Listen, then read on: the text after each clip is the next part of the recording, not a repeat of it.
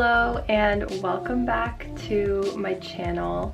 Thank you so much if you've subscribed from TikTok. It literally means the world to me and I'm so excited to see some of you over here. So thank you so much for that. I'm gonna show you how to make the top that I'm wearing right now. It's so cute, so beginner friendly. It only requires straight stitching and I'm so excited to show you how. So the supplies for this project are super simple. First, you're gonna need some fabric of your choosing. I would say the best fabric for this project, if you want a similar effect to the top that I'm wearing, would be a cotton or a cotton blend. You're also gonna need some fabric scissors, a tape measurer, pinking shears, which are optional, you don't have to use them, some elastic thread, and some 1/4 inch elastic.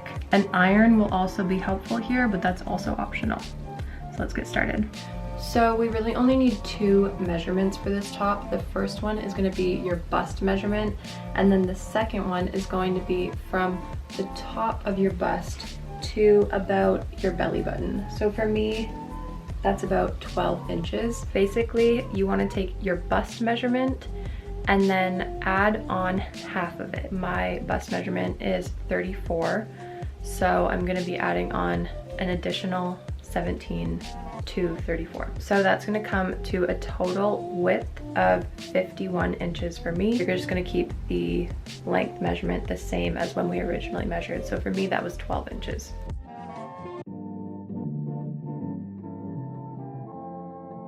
The only time I ever wish I had AirPods is when I'm cutting fabric, because the amount of times I almost cut my headphones, it's ridiculous. So the first thing that we're gonna do is take our rectangle and fold it right sides together. This is where we're gonna have it folded on the length. Again, make sure your fabric is right sides together, and then we're just gonna do a straight seam to connect those 2 pieces.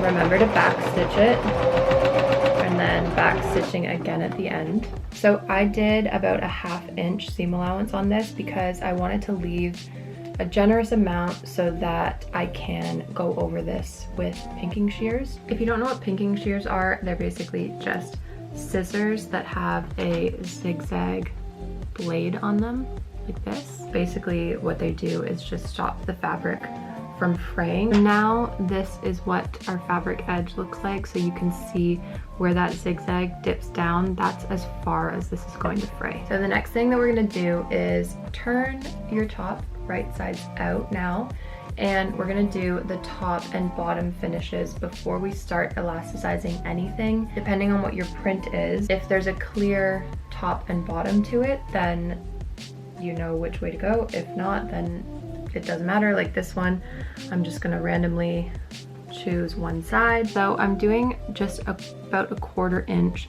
fold like that. So I just folded it over twice. And this is where pins will be really helpful if you don't sew a lot. They're just gonna help you keep everything organized and in place. You can even press this with an iron before you do your hem. That's also pretty helpful.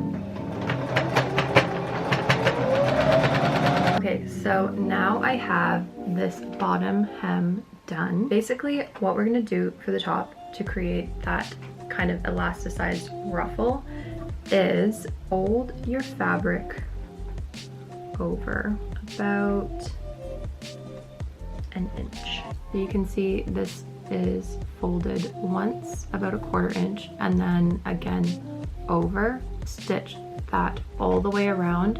And then when you get to the end, leave about 2 inches not sewed down. So I'm going to show you what that will look like. Also notice when I have this folded over and I'm about to sew it, that this seam is laying down open and flat. I should have removed my nail polish before this, so don't mind that. But you can see here, I've come to the end of my stitch line and I've just left about 2 inches not stitched. So make sure that you're back stitching here and here to keep that whole stitch line in place. Now what we're going to do is move the needle to the center of this line and just sew all the way around. Okay, for this next step, you're going to need some thin elastic. This is 1/4 inch elastic, so it should fit perfectly into your channel that you created here. And then you're also going to need a safety pin. So again, make sure that your safety pin is going to fit perfectly into that channel. There's also a lot of ways that you can feed elastic. I know there's tons of different methods out there. So if you have a different method that you like to use, then you can definitely do that. This elastic I chose because it's pretty soft feeling, like it's not too firm of an elastic. You don't want anything that's like digging into your skin too much. Just kind of measure the elastic around your bust like this. This piece was actually conveniently already measured to my bust size. So the next thing you're gonna do is take your safety pin and put that onto the end of your elastic. Make sure that you're like at least 1/4 inch down there, and then find our little hole in our channel that we created earlier, the part that we didn't stitch down, and you're gonna feed this safety pin through that channel. I always start by feeding it through the side that's closest to this seam here, just because it's easier to not get your safety pin caught, as opposed to if you were going the other way. There, we got it through, and just start feeding it through like this. So you can see this is starting to create that really cute ruffle. Be mindful of the end of your elastic because you don't want that to get lost in the channel. So just keep your eye on that when you're pulling it through. Make sure you don't pull it all the way into the channel. Okay, so I've pulled the safety pin all the way out, and you can see I'm just holding both sides of the elastic together. And then I'm just gonna stretch this. Make sure you're still holding on to these again so you don't lose them. Stretch this so that it kind of evenly gathers throughout the top. So then you can tell kind of how much elastic you need and how much you can kind of take out in order for you to still get that nice gather, but for it to also fit you nicely. I have about 2 inches there. So what I'm gonna do is just pull that like this. Take your safety pin out. I actually might trim a little bit off because that did look like I had a bit of leeway there. So I'm gonna take off like 1.5 inches. I'm gonna overlap these by about 2 inches and just sew them together. You wanna go back and forth quite a bit just to make sure it's really, really solid together. Okay, so now I have my elastic all stitched together. Now we just wanna close that hole that we made. Follow that same stitch line where you left that space. Remember to back stitch that. Okay, so this is coming along. You could even just leave it like this, honestly, but we do wanna put some support under the bust because if you were in the wind in this, that would just be bad. Okay, now what you're gonna need is some elastic thread. So make sure that you're getting elastic thread that's on a spool and not the kind that you buy by the yard, because that's gonna be too thick.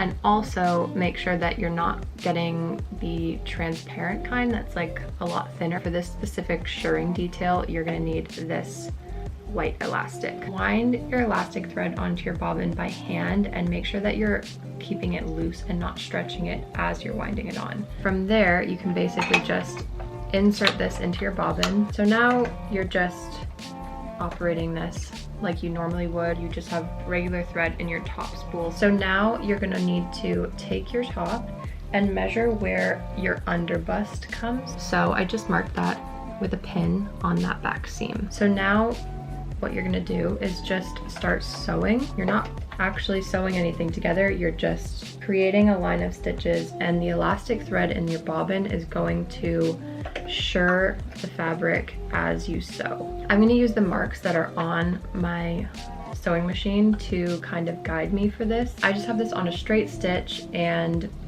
I'm almost at my largest stitch length, but not quite. This is just what I've been sewing with for this entire project. I'm not adjusting anything. I'm not adjusting the tension. That hasn't seemed to be a problem with this thread for me yet. So just sew as you normally would. So begin that with a back stitch. You're gonna notice it's gonna be a little bit more resistant to back stitching than regular thread would be, but that's okay, just persist. I'm even gonna back stitch twice just because I always get scared of elastic fraying and falling out. And then just start a straight line. So again, I'm being mindful of where my top is sitting in relation to the measurements on my sewing machine. That's kind of what I'm using as my guide for the first one. And then for our second row, you can use the row of stitching that you already created as your guide.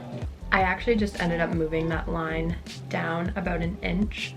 So be very mindful when you're taking this bust measurement of where to begin elasticizing it, be generous with that, just so that you are sure it's not gonna like cut your bust off at all. Now I'm gonna take this line and use that as my guide for my next stitch.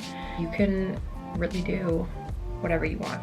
Depends how spaced out you want them to look. So if you do them farther apart, you won't have to do as many rows, which is nice. That will save you some time. But I think I'm just gonna do the 1/2 inch and do more lines of shirring because I think that's gonna look really nice. This is the inevitable part of every project where I don't want to finish it. But this is what we're working with now. You can do however many rows you want, but I just went until I had about like 1.5 inches of fabric left at the bottom. If you don't want that ruffle detail, just make those stitch lines all the way to the very bottom of the shirt, and then it will just sit completely flat. So at this point, you can try this on and see how it fits, see if it gives you enough support.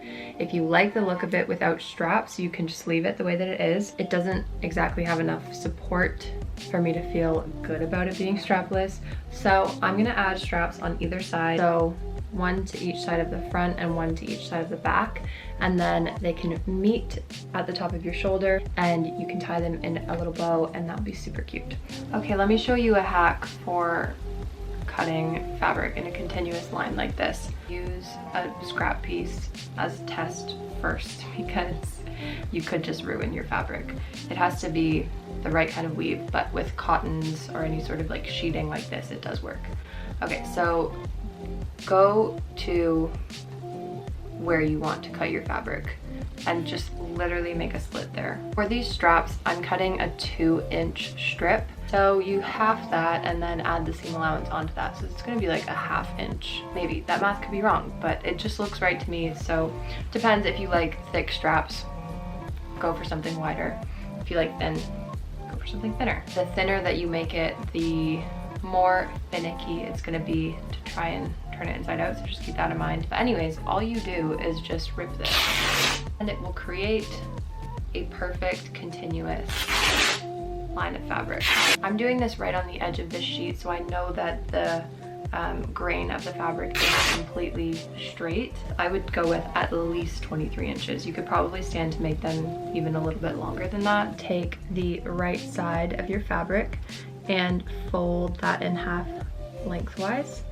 And then we're just gonna create a straight stitch all the way along there. Make sure you remember to switch out your elastic thread. Okay, time to bring out your safety pin again. Go kind of like a 1/4 inch down on your fabric there. Just attach it to one side so that you can flip it around and push it inside your strap. Just continue to feed that safety pin through. Again, similar to the elastic, there's a lot of different methods that you can use to create straps like this. Do whatever you like here, but this is just how I do them because I haven't got around to learning a better way yet. Okay, so we have our straps created now. I just top stitched along where that seam was, and then on one end of each strap I just turned that raw edge over twice like we would a hem, and then just stitch that down just so that the part that you're tying up has a nice clean edge. So now what we want to do is iron all of these straps flat so that when we sew them onto the top, everything just looks really crisp and clean and is laying really neatly. And while you're at it, if you haven't been ironing your top as you go, do that now. Okay, I have everything ironed now and it's looking a lot less poofy, which I like. Make sure now that your seam is in the back of your shirt in the middle, and then measure out halfway between that seam and the edge of the shirt. Okay, so what we're gonna do when we attach these straps is situate your strap upside down, and then we're gonna stitch down on this line. So the bottom line of that channel that we created, stitch down on that. So you can see this is sitting facing down. Then you're gonna take your strap and turn it up like this. Remember, this is the inside of the top we're looking at. And then you're gonna top stitch that onto that top line. So stitch that now on the outside so that you can perfectly follow that line. This is basically just going to ensure that the strap is super clean looking on the inside, and then all of your stitching where you attach the strap is just going to blend in seamlessly because this is so gathered. It will kind of hide any imperfections. Okay, are we ready for the reveal?